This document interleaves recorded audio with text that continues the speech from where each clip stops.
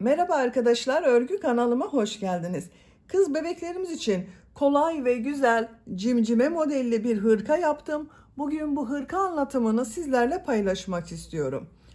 Bu hırka örgüsü çok kolay arkadaşlar. Bakın, herkesin yapabileceği güzel ve kolay bir model. Hırka örgüsüne yakadan zincir yaparak başlıyoruz. Bu arttırmaları bebeğinizin büyüklüğüne göre istediğiniz kadar az veya çok yapabilirsiniz. Ben bugün bu hırka anlatımını 6-12 ay arası bir kız bebek için yapıyorum. Siz bu hırkayı yeni doğan bebek için yapabilirsiniz. 1, 2, 3, 4, 5 yaş, her yaş çocuklarınız için yaparak kullanabilirsiniz. 0-1 yaş arası çocuklar için benimle aynı sayıda başlayabilirsiniz. Bu yaka arttırma sırasını 2 sıra önce bitirirseniz yeni doğan bebek için olur. Benim yaptığımdan 1 sıra önce bitirirseniz 3 aylık bebek için olur. Bu yaka arttırma sırasını benim yaptığımdan 1 sıra fazla yaparsanız 1-2 yaş arası çocuklarınız için olur. Biz bugün 6 aylık bir bebek için yapıyoruz. Model bölümü de çok kolay. Bakın, cimcime modeller. Herkes yapabilir bu modeli. Kolları da çok güzel oldu bakın. Burayı da yaka yaptım bakın arkadaşlar. Beyaz renkli iplik ile yaka çalışması yaptım. Daha şık oldu. Yakadan düğmeli yaptım. 3 tane düğme yapmayı tercih ettim. Siz tercihinize göre 5-6 düğme de yapabilirsiniz. Arka görüntüsü bakın bu şekilde. Bu hırka örgüsünde iplik olarak ben bugün pembe renk iplik kullanmayı tercih ettim. 100 gram iplik üzerinde 330 metre var. Bu iplikten 2 adet ipliğe ihtiyacınız var arkadaşlar. 2 yumaktan bitmiyor. Bakın, ikinci yumaktan bu iplik kaldı. Ben bugün bu renk ipliği kullandım. Siz bu hırka örgüsünde istediğiniz marka iplik ve renkleri kullanarak yapabilirsiniz. Her renk iplik ile çok güzel oluyor.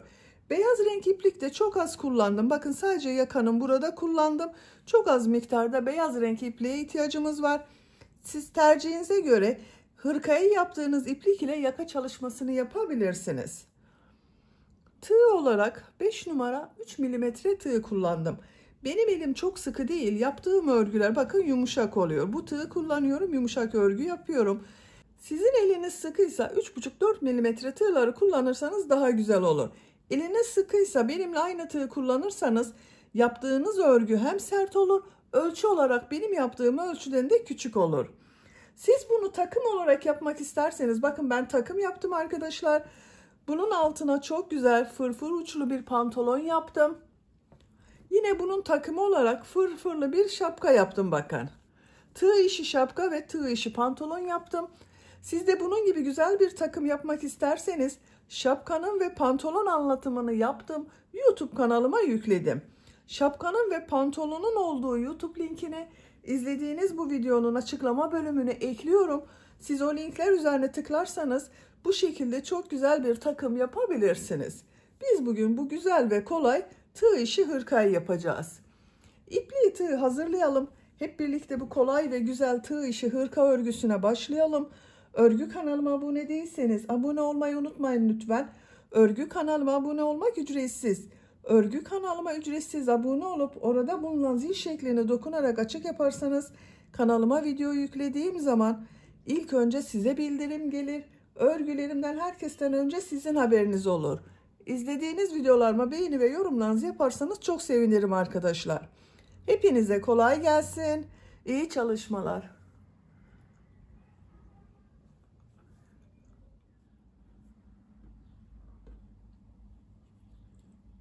Örgüye yakadan zincir yaparak başlıyorum. İlk ilmeği ben bu şekilde yapıyorum. Zincirleri yapmaya başlıyorum. Çok sıkı zincirler yapmıyorum. Bakın, bu şekilde çok sıkı olmayan zincirler yapıyorum. 68 zincir yapalım. 68 zincir yaptım. Çok sıkı zincirler yapmadım. Bu 68 zincirin kaç santimetre olduğunu ölçüyorum. 28 santimetre zincir uzunluğu var. Benim elimin sıklığına göre 28 santimetre için 68 zincir yaptım arkadaşlar. Sizin eliniz sıkıysa daha fazla zincir yapmanız gerekebilir. 3 zincirde dönüş için yapıyorum. 1, 2, 3. Tığ üzerine iplik alıyorum. 3 ilmek atlıyorum. 1, 2, 3. Dördüncü ilmeğe trabzan yapıyorum. 10 trabzan yapıyorum. Bu 3 ilmek atlayarak yaptığımda bir trabzan. Bakın bu 1, 2, 3, 4, 5, 6, 7,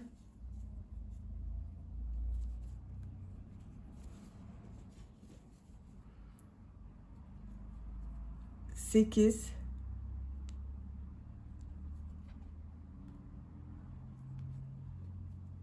9, 10. 2, 4, 6, 8, 10 trabzan yaptım. Arttırma yeri için 2 zincir yapıyorum. Bu ilmeğe kol bölümü için trabzan yapıyorum. 14 trabzan yapıyorum arkadaşlar.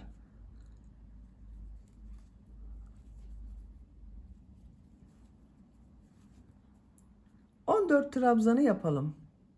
Kol bölümü için 14 trabzan yaptım. 2, 4, 6, 8, 10, 12, 14. Arttırma yeri için 2 zincir yapıyorum. 20 trabzan yapıyorum.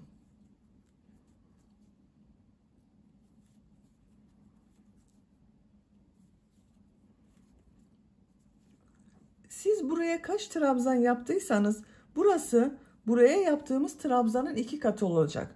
Ben buraya 10 trabzan yaptım.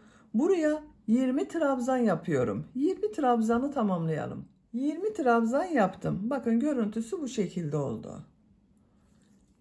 Arttırma yeri için 2 zincir yapıyorum. Kol bölümündeyim arkadaşlar. Bu kol için 14 trabzan yaptım. Buraya da 14 trabzan yapıyorum.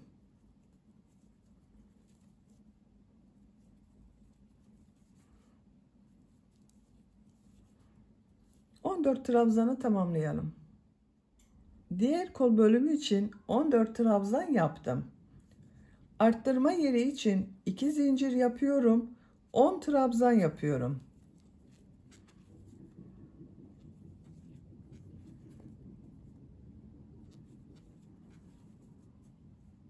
Sıra sonuna kadar devam edelim. 10 trabzanı yaptım. Bu sırada yaka ayrımlarını yaptık. Sıra başında ve sıra sonunda 10 trabzan yaptım. Kol bölümleri için 14 trabzan yaptım. Buraya da bunların ikisi toplamı olan 20 trabzan yaptım. İkinci sıradayım. Bir zincir yapıyorum. Örgüyü çeviriyorum. İlk ilmek üzerine trabzan yapıyorum. Diğer ilmeklere trabzan yaparak devam ediyorum. 10 trabzan yapıyoruz. Bu arttırma zincirine kadar devam edelim. Arttırma zincirine kadar 10 trabzan yaptım. Bu arttırma zinciri üzerine 2 trabzan, 2 zincir, 2 trabzan yapıyorum.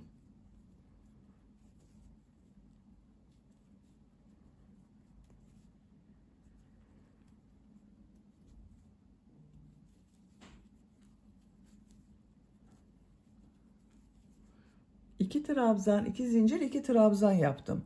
Kol bölümünde 14 trabzan yaptım arkadaşlar. 14 trabzan yapıyorum.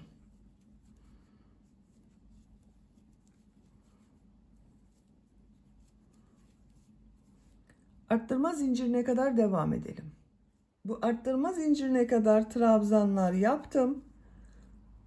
Bu 2 zincir üzerine 2 trabzan, 2 zincir, 2 trabzan yapıyorum. Arttırmaları 2 trabzan, 2 zincir, 2 trabzan şeklinde yapıyoruz. 2 trabzan, 2 zincir, 2 trabzan yaptım. Diğer ilmeklere trabzan yaparak devam ediyorum. 20 trabzan yaptım, 20 trabzan yapıyoruz.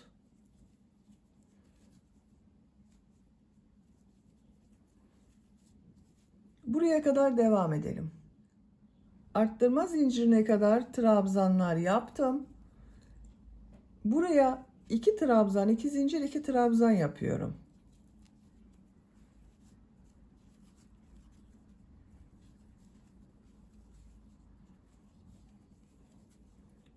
Kol için 14 trabzan yapıyorum. Buraya kadar devam edelim. Buraya kadar trabzan yaptım. Arttırma yerine 2 trabzan, 2 zincir, 2 trabzan yapıyorum.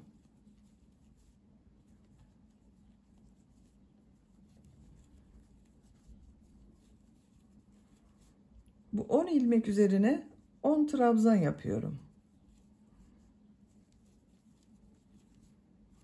Sıra sonuna kadar devam edelim. Sıra sonuna kadar tamamladım. Sıra sonunda bakın bir alt sırada 3 ilmek atlayarak yaptığım bir trabzan var. Bunun 3. ilmeğe tığ takıyorum. Trabzan yapıyorum. Buraya da 10 trabzan yaptım arttırmadan sonra. Bir zincir yapıyorum. Örgüyü çeviriyorum. Bu sırada yine arttırma yapacağız. Bu arttırma yerlerinde bir trabzan, 2 zincir, bir trabzan şeklinde arttırma yapacağız. İlk ilmeğe trabzan yapıyorum. Diğer ilmeklere trabzan yaparak devam ediyorum. Buraya kadar devam edelim. Arttırma yapacağım yere kadar trabzanları yaptım. Arttırma zincirinin üzerine bir trabzan, 2 zincir, bir trabzan yapıyorum.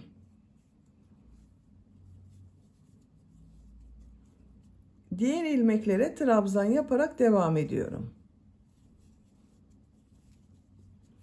Arttırmayı bir trabzan, 2 zincir, bir trabzan şeklinde yaptım. Buraya kadar devam edelim. Arttırma yerine kadar trabzanları tamamladım. Buraya yine bir trabzan, 2 zincir, bir trabzan yapıyorum.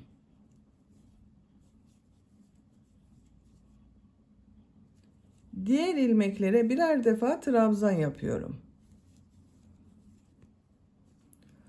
Buraya kadar devam edelim. Bu arttırma yerinde ve bu arttırma yerinde yine bir trabzan, 2 zincir, bir trabzan yapalım. Diğer ilmeklere birer defa trabzan yapalım.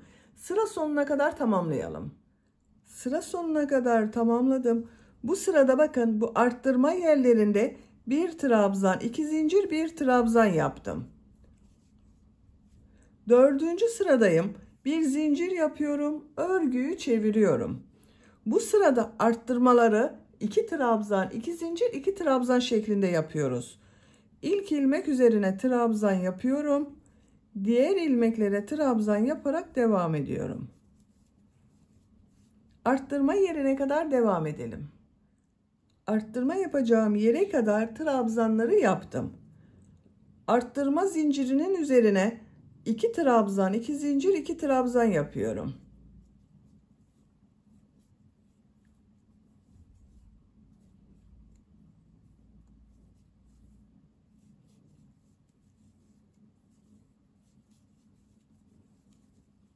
İki trabzan, 2 zincir, 2 trabzan yaptım. Diğer ilmeklere birer defa trabzan yapıyorum. Buraya kadar devam edelim. Arttırma yapacağım yere kadar trabzanları yaptım. Buraya 2 trabzan, 2 zincir, 2 trabzan yapıyorum.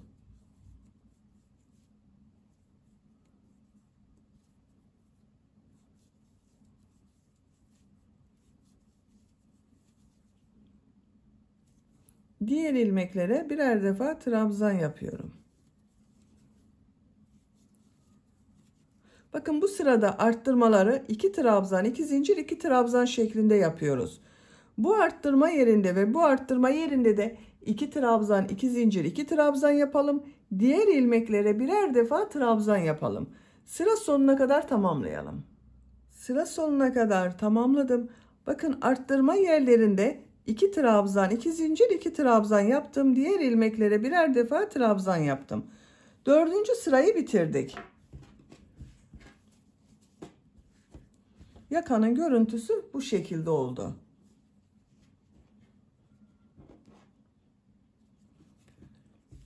Beşinci sıradayım. Bir zincir yapıyorum, örgüyü çeviriyorum.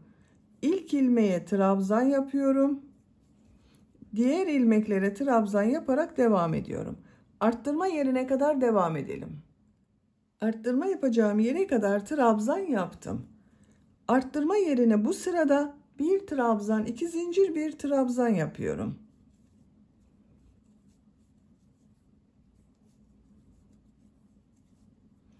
Diğer ilmeklere trabzan yaparak devam ediyorum. Arttırmalar bu şekilde devam edecek arkadaşlar. Bir sırada bir trabzan, iki zincir, bir trabzan şeklinde arttırma yapıyoruz. Bir sonraki sırada iki trabzan, iki zincir, iki trabzan yapıyoruz. Bakın 5. sıradayım. Bir trabzan, iki zincir, bir trabzan şeklinde arttırma yaptım. 6. sırada iki trabzan, iki zincir, iki trabzan. 7. sırada bir trabzan, iki zincir, bir trabzan. 8. sırada 2 trabzan, 2 zincir, 2 trabzan. 9. sırada yine 1 trabzan, 2 zincir, 1 trabzan şeklinde arttırmalar yapacağız. Yapacak olduğunuz çocuğun büyüklüğüne göre bu dönüşümlü olarak arttırmaları yaparak yakanın örgüsünü tamamlayalım. Roba örgüsünü arttırmalar yaparak 9 sıra tamamladım. Bir sırada 2 trabzan, 2 zincir, 2 trabzan yaptım. Bir sırada bir trabzan, iki zincir, bir trabzan şeklinde arttırma yaptım. 1, 2, 3, 4, 5, 6, 7, 8, 9. Santimetre olarak ölçüyorum. 10 santimetre yükseklik var. Şu şekilde katlıyorum. Bakın arkadaşlar, böyle. Benim yapacağım ölçü için yeterli. Siz bir beden büyük olsun istiyorsanız bir sıra daha arttırma sırası yapabilirsiniz. 10 sıra olarak tamamlayabilirsiniz. Küçük yapmak istiyorsanız da benim yaptığımdan bir sıra önce bitirirseniz daha küçük ölçüde olur. 10. sıradayım. 10. sırada kol ve gövde bölümünü birbirinden ayırıyorum. Artık örgüye gövdenin örgüsüyle devam ediyorum. Bir zincir yapıyorum, örgüyü çeviriyorum. Bir sıra trabzan sırası yapıyorum. İlk ilmek üzerine trabzan yapıyorum. Diğer ilmeklere trabzan yaparak devam ediyorum.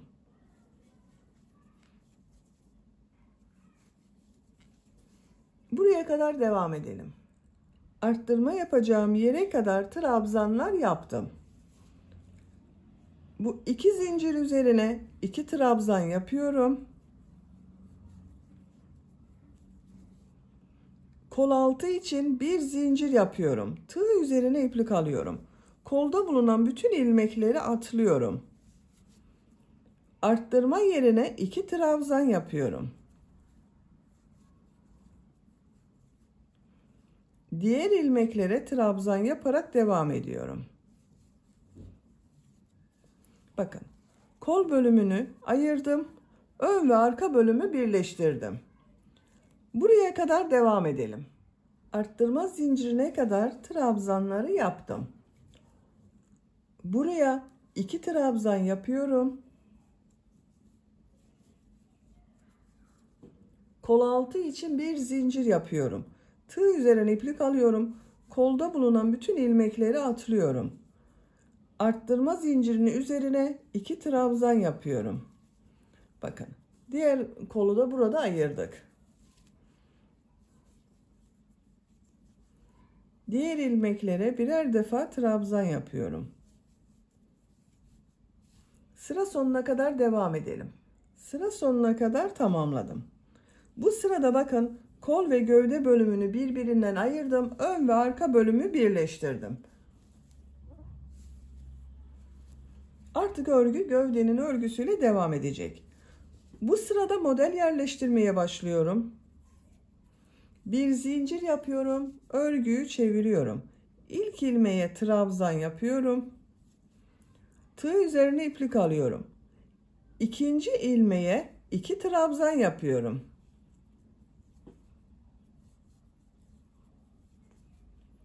Tığ üzerine iplik alıyorum. Bir ilmek atlıyorum. İkinci ilmeğe 2 trabzan yapıyorum.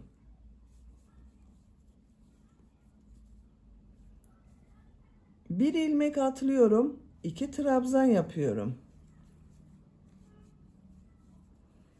Aynı ilmeğe 2 trabzan yapıyoruz. Bir ilmek atlıyorum. 2 trabzan yapıyorum. Çok kolay arkadaşlar model. Bu şekilde sıra sonuna kadar devam edelim. Sıra sonuna kadar tamamladım. Son ilmeğe bir trabzan yapıyorum. Bu sırada bir ilmeğe 2 trabzan yaptık. Bir ilmek atladık. Bir ilmeğe 2 trabzan yaptık. Model bu arkadaşlar. Bir zincir yapıyorum. Örgüyü çeviriyorum. İlk ilmek üzerine trabzan yapıyorum. Tığ üzerine iplik alıyorum. Bu sırada bu 2 trabzan ortasına, bakın model yaptığımız 2 trabzan var. Bunun ortasına 2 trabzan yapıyorum.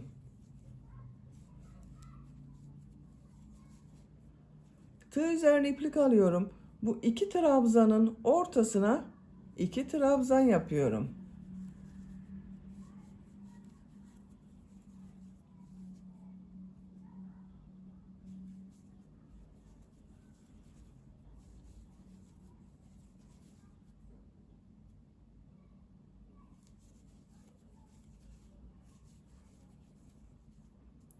Sıra sonuna kadar devam edelim. Sıra sonuna kadar tamamladım. Son ilmeğe bir trabzan yaptım. Bir zincir yapıyorum. Örgüyü çeviriyorum. İlk ilmek üzerine trabzan yapıyorum. Sıra başında ve sıra sonunda bir trabzan yapıyoruz bakın. Yine bu 2 trabzanın ortasına 2 trabzan yapıyorum.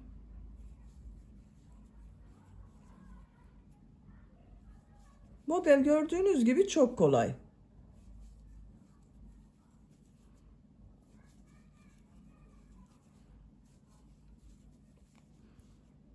Bu şekilde devam edeceğiz arkadaşlar. Sıra sonuna kadar devam edelim. Bir zincir yapıp geriye dönelim. Modelleri tekrarlayarak örgüye devam edeceğiz.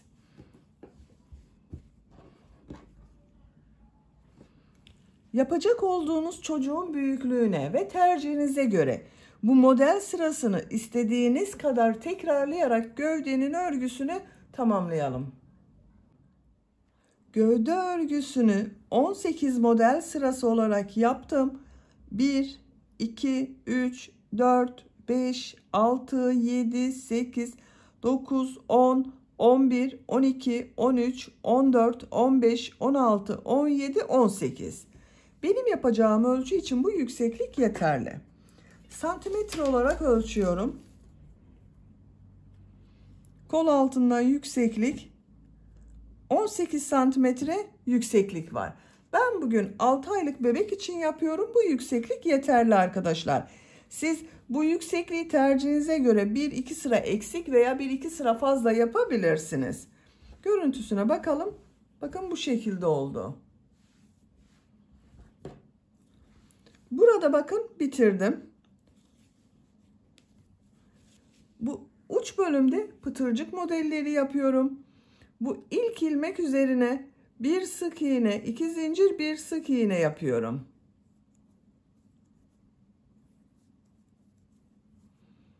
Bir ilmek atlıyorum. İkinci ilmeğe bir sık iğne, 2 zincir, bir sık iğne yapıyorum.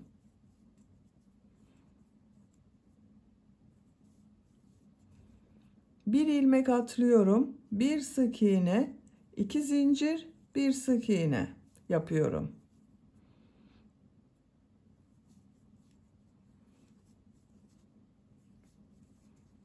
Bakın bu şekilde pıtırcık modelleri yapıyoruz. Sıra sonuna kadar devam edelim. Sıra sonuna kadar tamamladım. Bakın görüntüsü böyle oldu. Ön patlardayım. Ön patlarda da bu pıtırcık modellerine devam ediyorum. Bir ilmek atlıyorum. İkinci ilmeğe bir sık iğne, 2 zincir, bir sık iğne yapıyorum. Bakın trabzan boşluğunu atlıyorum. Bu ilmeğe bir sık iğne, 2 zincir, bir sık iğne yapıyorum. Pıtırcık modellerini buraya kadar devam edelim arkadaşlar. Bu yaka bölümünün buraya düğme ilikleri yapacağız. Bu kol ayrımı yaptığım sıraya kadar modelleri yaparak devam edelim. Kol kesimi yaptığım yere kadar pıtırcık modellerini yaptım. Bu yakanın buraya 3 tane düğme iliği yapmak istiyorum. Bakın birisini hemen buraya yapıyorum. İkincisini yaka başlangıcına yapıyorum. Üçüncüsünde ikisinin ortasına bakın şu şekilde katladım. Buraya yapıyorum.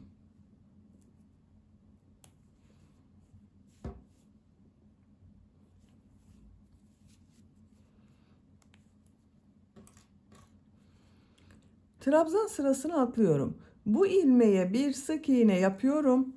Düğme iliği için 7 zincir yapıyorum.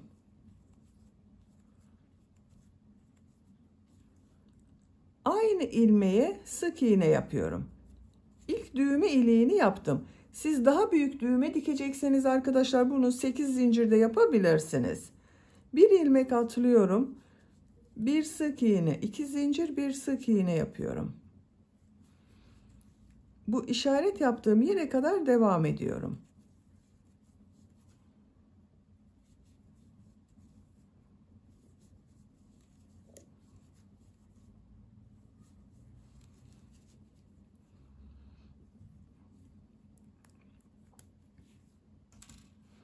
Bir, iki, üç pıtırcık modeli yaptım.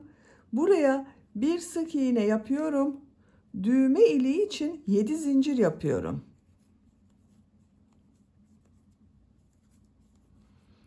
Aynı ilmeğe sık iğne yapıyorum. Bir sık iğne, 2 zincir, bir sık iğne yapıyorum. Bakın 2 düğme iliğini yaptım.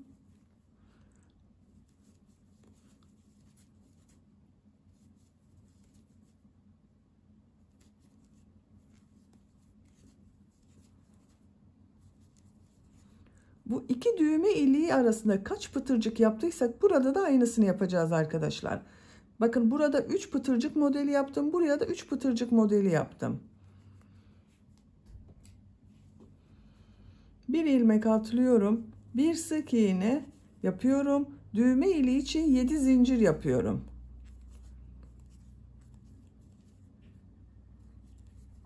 Sık iğne yapıyorum. Yaka başlangıcına sık iğne yapıyorum.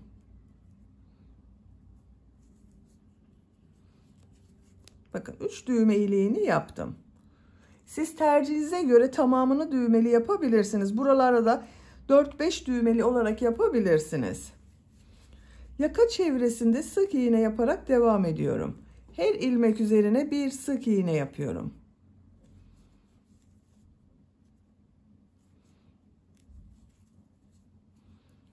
Buraya kadar devam edelim. Yaka çevresinde sık iğne yaparak buraya kadar tamamladım. Görüntü böyle oldu bakın. Burada da pıtırcık modelleri yapıyorum. Burada yaptığım gibi pıtırcık modelleri yapıyorum. Düğme iliği yapmıyoruz arkadaşlar. Bu ilmeğe bir sık iğne, 2 zincir, bir sık iğne yapıyorum. Bir ilmek atlıyorum. Bir sık iğne, 2 zincir, bir sık iğne yapıyorum.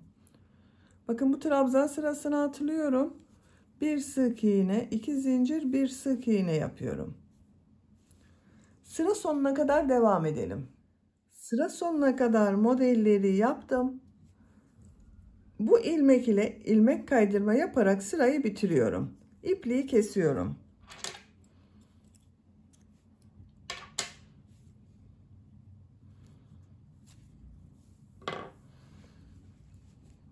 Bakın arkadaşlar bu şekilde oldu.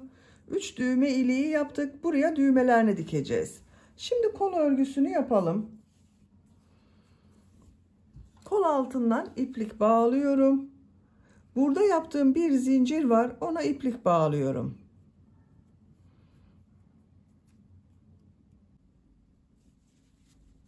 Bu kol altındaki ilmekten bir ilmek yapıyorum. Örgünün şekline bakıyorum. Bakın arkadaşlar bir sıra trabzan sırası yapacağız. Bu son sırada yaptığımız sıranın devamı olacak. Bunu şu şekilde yaptım. Bakın örgünün gelişinden de belli. Bu şekilde trabzan yapıyorum. Onun için örgüyü çeviriyorum. Tığ üzerine iplik alıyorum. Her ilmek üzerine trabzan yapıyorum. Şu bakın ilmek ucunda, iplik ucunda içinde tutuyorum. İlmek üzerine trabzan yapıyorum. Diğer ilmeklere trabzan yapıyorum. Her ilmek üzerine bir trabzan yapıyorum.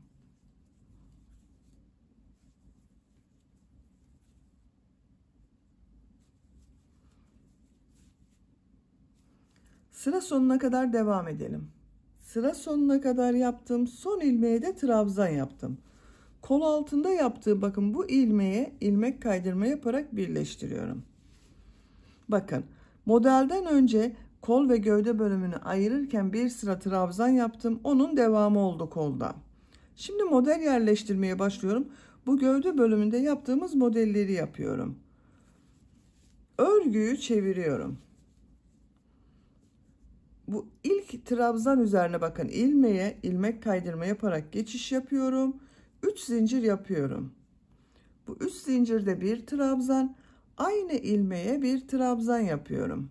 Bakın 2 trabzan oldu. Bir ilmek atlıyorum. Diğer ilmeğe 2 trabzan yapıyorum. Bir ilmek atlıyorum. Aynı ilmek içine 2 trabzan yapıyorum.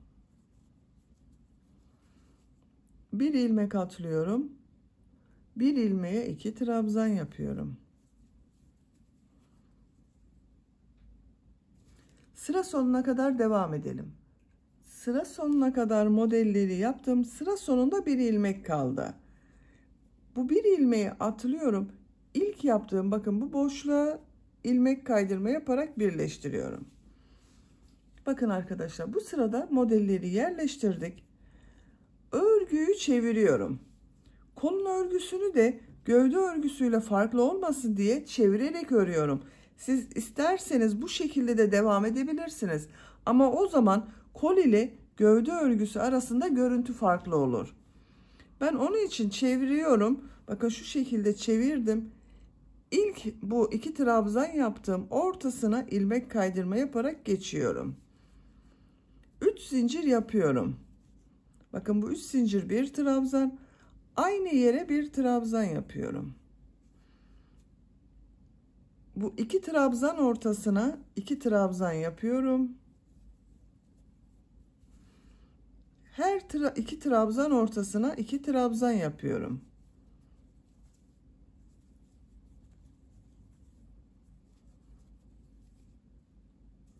Sıra sonuna kadar devam edelim. Sıra sonuna kadar yaptım. Son modeli ilk model ile ilmek kaydırma yaparak birleştiriyorum. Örgüyü çeviriyorum. Bakın her sırada örgüyü çeviriyorum. Bu ilk modelin ortasına ilmek kaydırma yaparak geçiyorum. 3 zincir yapıyorum. Tığ üzerine iplik alıyorum. Bir trabzan yapıyorum. Diğer model ortasına 2 trabzan yapıyorum.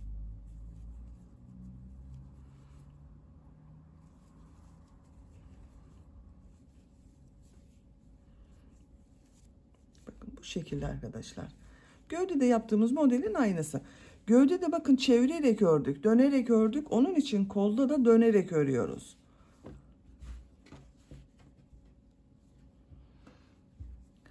Kol örgüsünü yapacak olduğunuz çocuğun büyüklüğüne göre bu gövde sırasıyla da yapabilirsiniz. Bir sıra eksik de yapabilirsiniz. Tercihinize göre kol örgüsünün model sırasını tekrarlayarak tamamlayalım. Hırkanın kol örgüsünü yapacağım ölçüye göre tamamladım. 2, 4, 6, 8, 10, 12, 14, 16, 17 model sırası yaptım. Kol ucunda bakın bu şekilde bileklik çalışması yaptım. Gövde bölümünden bir sıra eksik yaptım model sırasına. Şöyle bakın. Siz isterseniz kolu bir sıra daha devam ederek gövde ile aynı sıra sayısı yapabilirsiniz. Diğer kol örgüsünde bakın model sırasını yaptım. Bu bileklik bölümüne kadar tamamladım. Burayı da 17 sıra yaptım. Bileklik bölümünü sizinle birlikte yapalım. Bileklik bölümünü sık iğne olarak bir sıra yapıyorum. Sık iğneleri yaparken de arada kesmeler yapıyorum. Bir zincir yapıyorum. İlk ilmeğe sık iğne yapıyorum. Bakın bu 2 ilmeği birlikte yaparak kesme yapıyorum. 3 sık iğne yapıyorum.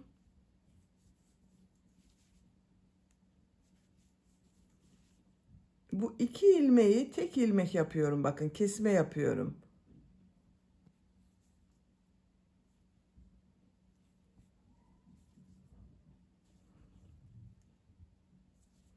3 sık iğne yapıyorum, bir kesme yapıyorum.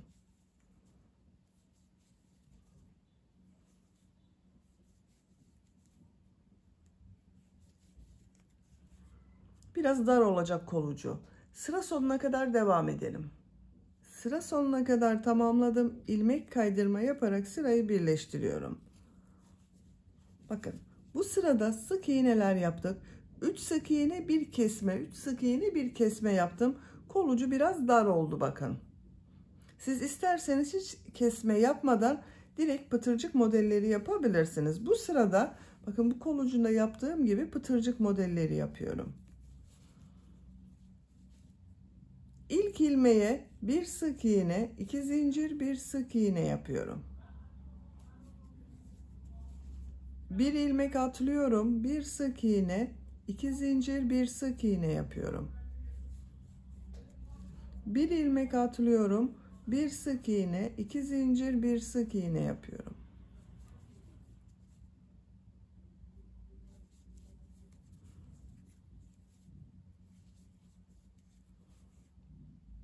Sıra sonuna kadar devam edelim. Sıra sonuna kadar modeli yaptım. İlk ilmek ile ilmek kaydırma yaparak birleştiriyorum. İpliği kesiyorum. Ben kestim arkadaşlar. İlmek içinden çekiyorum. Bakın kol ucunun görüntüsü bu şekilde oldu. Hırkanın örgüsünü bitirmiş oldum. Bakın çok güzel oldu arkadaşlar. Hırkayı bu şekilde kullanabiliriz. Şimdi bu yaka bölümünün buraya bir beyaz renk iplik ile yaka çalışması yapmak istiyorum. Siz isterseniz bu yakayı yapmadan sade olarak kullanabilirsiniz.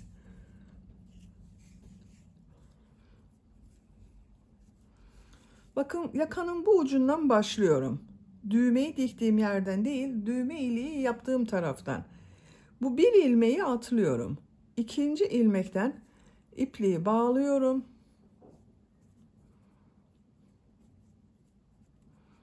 Buradan ilmek yapıyorum.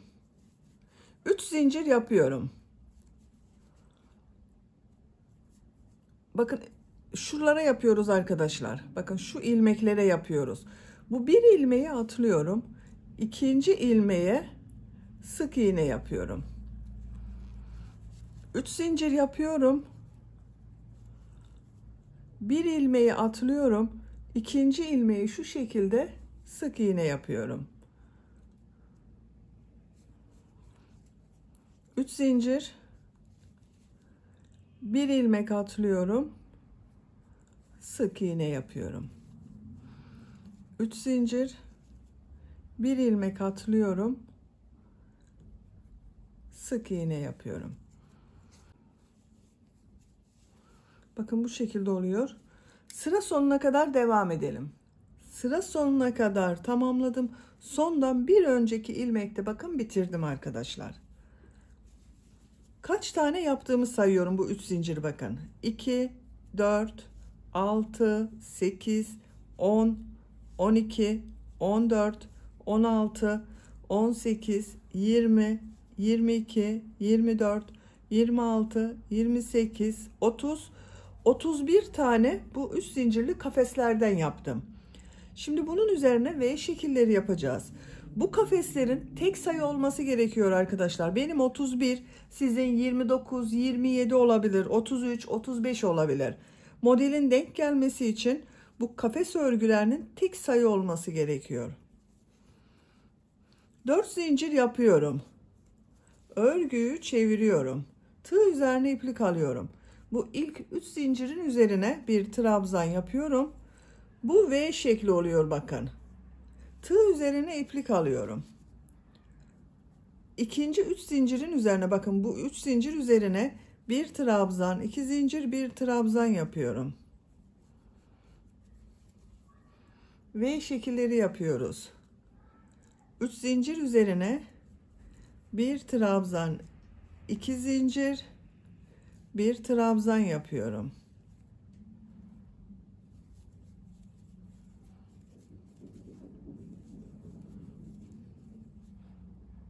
Sıra sonuna kadar devam edelim. V şekilleri yaparak bakın sıra sonuna kadar tamamladım. Son 3 zincir üzerine de bir trabzan, 2 zincir, bir trabzan yaptım. Bu bir sıra üzerinde 31 V şekli oldu arkadaşlar. 2 zincir yapıyorum. Örgüyü çeviriyorum. Bu sırada bu V şekillerinin içine 2 trabzan, 2 zincir, 2 trabzan yapıyorum. Bu başta yaptığım 2 zincir 1 trabzan oluyor. 1 trabzan yapıyorum. 2 zincir yapıyorum. 2 trabzan yapıyorum bakın. 2 trabzan, 2 zincir, 2 trabzan oldu. İkinci V şekli içine 2 trabzan, 2 zincir, 2 trabzan yapıyorum.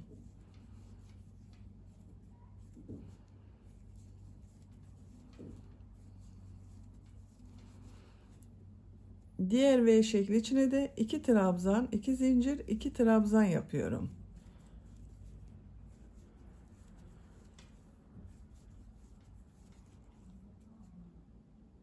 Sıra sonuna kadar devam edelim. Sıra sonuna kadar tamamladım. Bu sırada V şekilleri içine 2 trabzan, 2 zincir, 2 trabzan yaptım. Yakanın şekli bakın bu şekilde oldu arkadaşlar. Son sırayı yapıyorum. Ben bugün bu hırkayı 6 aylık bir bebek için yaptım. 6-12 ay arası. Bu genişlikte bir yaka benim için yeterli. Siz bu hırkayı daha büyük 3-4 yaşındaki çocuk için yaptıysanız daha geniş bir yaka yapabilirsiniz. Yakayı büyütmek için bu 2 trabzan, 2 zincir, 2 trabzan yaptığımız modellerin ortasına bir sıra daha 2 trabzan, 2 zincir, 2 trabzan yapabilirsiniz. Sonra son yapacağımız sırayı yaparsınız. O zaman daha büyük yaka olur. Bir zincir yapıyorum, örgüyü çeviriyorum. Bu ilk model ortasına 7 trabzan yapıyorum.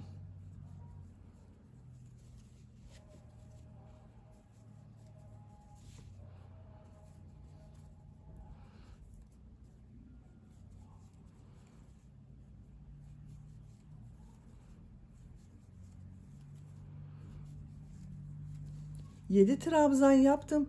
Zincir yapmadan bu ikinci modele sık iğne yapıyorum. Tekrar bakın tığ üzerine iplik alıyorum. Üçüncü modele 7 trabzan yapıyorum.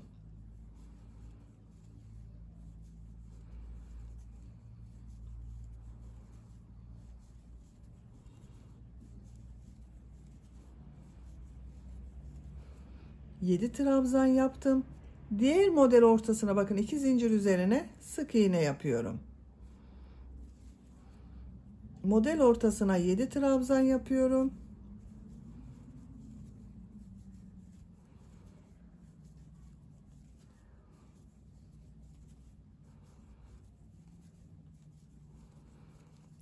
Diğer model ortasına sık iğne yapıyorum. Bu şekilde oluyor arkadaşlar. Sıra sonuna kadar devam edelim. Sıra sonuna kadar modelleri yaptım. Son model ortasına da bakın model yaptım.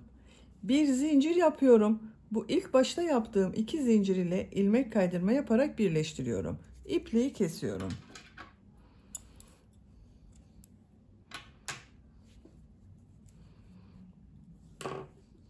Bakın modeller bu şekilde oldu.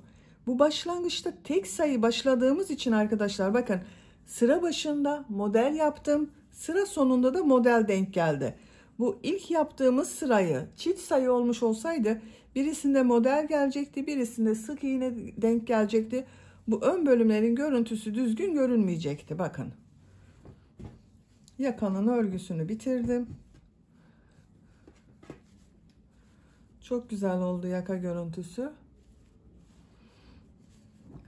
Hırkanın örgüsünü de tamamlamış olduk bu yakayla birlikte.